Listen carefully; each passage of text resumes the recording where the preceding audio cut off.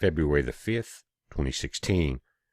Guys, this is an update on the West Coast and Fukushima. I know it sounds like you guys on the West Coast are getting piled on with everything from the Cascadia fault zone to the methane gas leaks, and you've been being hit by the radiation and the effects of the radiation for the last few years also.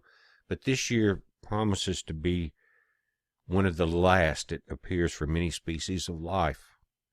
What does that tell you about the stage of the world? What does it tell you when you see billions of dollars spent on a mission to Mars, supposedly, and the billions spent on projects like CERN around the world? You see the new information coming from there where they are sending very expensive equipment to Jordan as part of the Sesame project to tie the whole world in together. They started up the one of the new generators there in Germany, one of the fusion generators. It was just a quick test. Billions spent, private companies also. And guys that are running these, you should really hold your head down in shame. This goes from, again, private individuals. You're talking about SpaceX and Bill Gates, the foundation there that's putting all this money in, and Zuckerberg, all these people that are going to donate so much money to society, when the one thing that's threatening the planet is Fukushima. We're going to get into some of that information. It's just amazing, though, that no one will discuss that. Let's go through this. Scientists are saying that the West Coast bird die-off is the biggest ever recorded. They're finding thousands and thousands of these dead birds washing up and on the beach with their stomachs completely empty. And they're talking about the common murres. They're saying it's unprecedented in the size and the scope and the durations. The deaths could reach many hundreds of thousands. Now, this is just one species.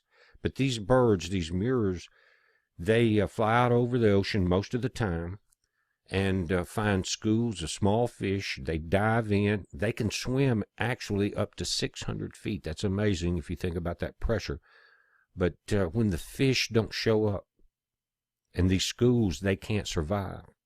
And they have found rookeries that have been there for, as one researcher has been looking at these and doing the testing and the recording for 30 years, one complete die-off of a murre rookery. Now, these birds are common in many coastal areas around the planet, but the Pacific Ocean is very large, and it is just another result of what we started seeing with the plankton die-off, the starfish wasting away, the sea lions dying, the whales dying, the salmon becoming, they were very small, very little, very few fish.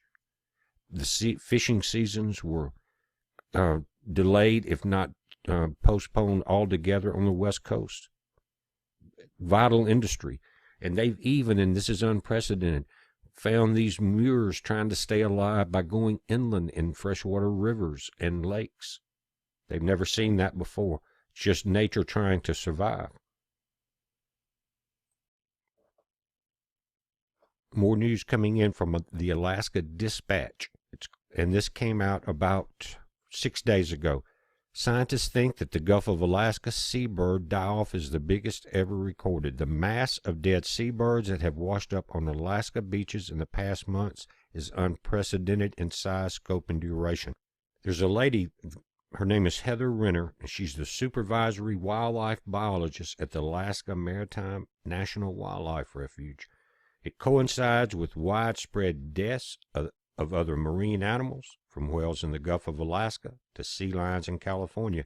She goes on to say that the common murres and whales are not the only Gulf of Alaska marine animals to fall victims.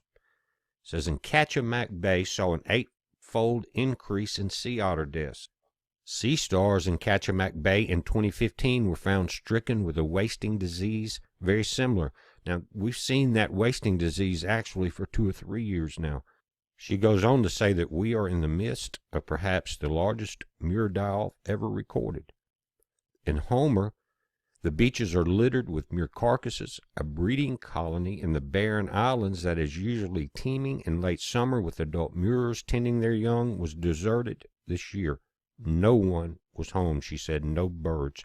In more than 3 decades of monitoring murres in the Barrens, we've never had complete reproduction failure. Similar failures occurred at some other nesting colonies also. Now, from the USGS, this came out in January also. During March through September 2015, at least 25 seabird mortality events were reported across Alaska. The primary avian species reported included common and thick-billed murres, black-legged kittiwakes, horned and tufted puffins, winged gulls, sooty and short-tailed shearwaters. Some of the avian mortalities were concurrent with the whale, the pinnup, the sea otter, and the fish mortalities. All of these people know this, and they know that it's Fukushima. They just cannot afford to lose their jobs. And just last week on Alaska Public Radio, they were saying, this event will likely be the largest and most widespread on record, and seeing the starving birds dying far inland, apparently searching for food, has never been seen. Said, we're seeing the effects of this throughout the food web. U.S. Fish and Wildlife Services, the biologist is saying the murre stomach are completely empty. Not only is the bird die-off unsettling, the implications are scary. There's also reports coming in from the commercial salmon fishery in Alaska, and one of the fishermen there is Norm Hughes.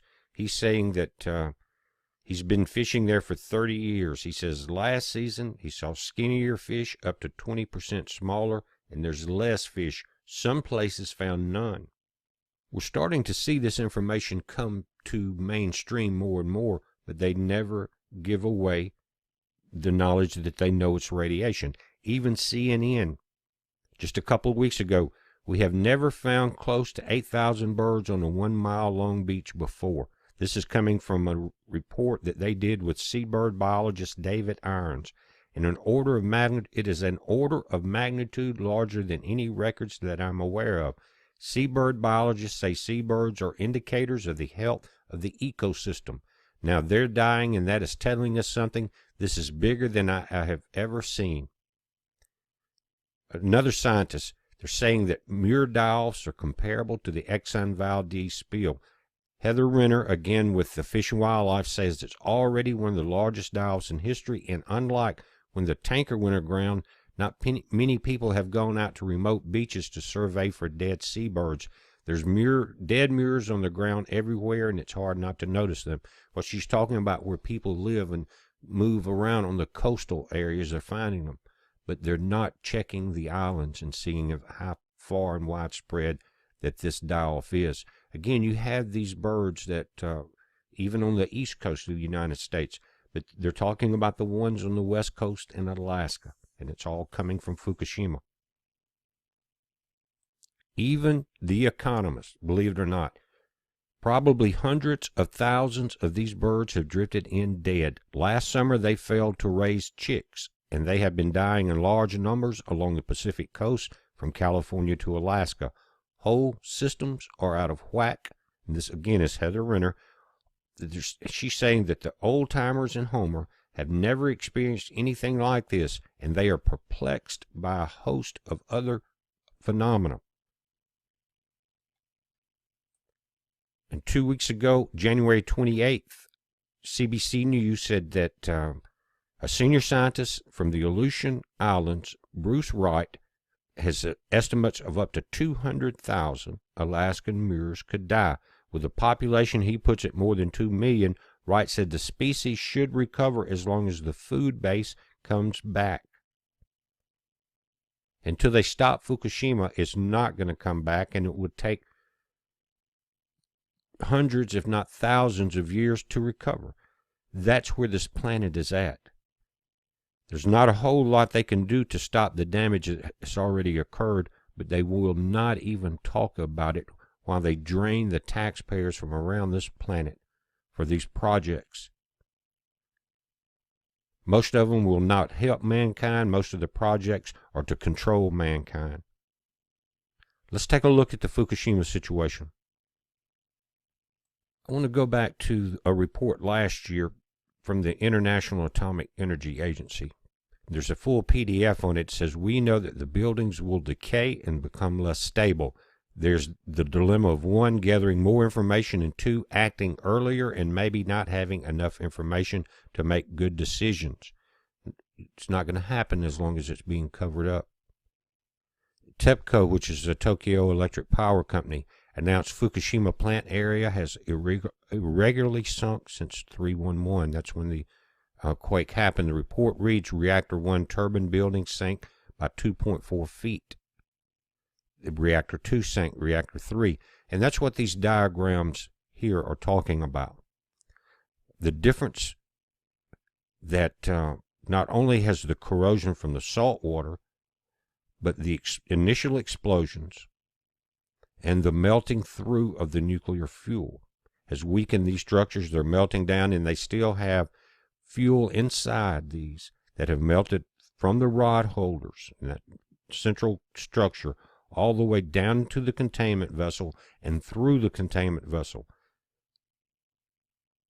Now, not only do you have the outer structures becoming weak and the entire building sinking, but you're looking at diagrams of Unit 1, 2, and 3, and you see them in different stages of melt through and melt down. Unit 1, it shows that if you look at it closely, in the center, the brown circles in the brown areas is nuclear fuel that is melted down. Most of this has come out of the fuel holders in the top in Unit 1 and is in a meltdown situation in the concrete of that bottom bunker in that containment section. Unit 2 is still showing a good bit that's trapped just below the bottom section of where these fuel rods are held, and you notice that some of it has settled in the bottom. It has not started to melt through. Now, this is not brand new data, so we don't know the very latest stage or where this nuclear fuel is. Unit 3 shows most of the fuel has come out of the top section of the rods, but is piled up in the bottom layer, but some is starting to melt through that concrete bunker. But all the buildings are sinking. Now, this has been going on and pouring radiation into the ocean since day one. Hundreds of thousands of gallons, and they will not talk about it. Again, the people that have the billions, they're coming on and announcing they're going to give it away before they die, or half of it. If you want to do anything for your children, take that money, go in there and help Japan fix this situation. And many reports have come out since the events of 3/11 that say people here in the United States knew about this. They knew about this and the plume of radiation that came around the planet through the atmosphere, but also it's coming through the oceans. But it happened fast. Look at the timeline here, the occurrence. Notice it's all from the 11th, March the 11th, 2011, to March the 12th, just one day, starting around 1750 UTC time. The solar flare and the earthquake hit around 2:45 in the afternoon, if I'm not mistaken. But at 2:11, around 7:15, the reactor water level was at the top of the active fuel. At 18:40, less than an hour later, core damage, fuel rod maximum temperature was 1200 degrees Celsius. Move 10 minutes later, core melting, fuel rod maximum temperature 2200 degrees centigrade. The next day on the 12th, RPV damage. That's that containment building. And you think about these fuel rods, a lot of people think that these orange globs or red globs, depending on the diagram, are small. Look to the right of this.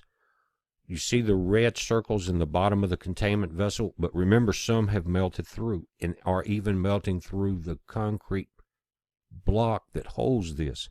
But on the pedestal floor, in this diagram, it was showing 91 tons. On the dry well floors, 89 tons. This is just Unit 1. So these are not small amounts. This needs to be brought up. It needs to be talked about, guys. At least they're not hiding the deaths of the marine life. And you know that people eat that fish. They put it in pet food. People's lives depend on the fisheries.